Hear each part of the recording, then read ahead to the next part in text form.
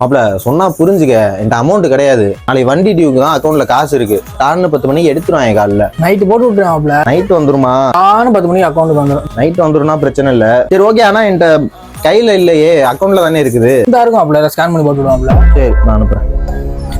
மனுஷனாடா, எத்தனை water phone அடிக்கிறது, எடுக்க மாட்டியாடா? மாப்ள இரு மாப்ள, கொஞ்சம் இரு மாப்ள. சும்மா பேசாராங்கிட்டு ஒரு வாரத்துல தரேன்னு சொல்லிட்டு 1 மாசமா இது பண்ணி இருக்க. டென்ஷன் எத்தனடா நீ? இரு மாப்ள, சொல்ற கேளு மாப்ள. சும்மா பேசாராங்கிட்டு எப்ப காசு தரேன்னு மட்டும் சொல்றா மாப்ள.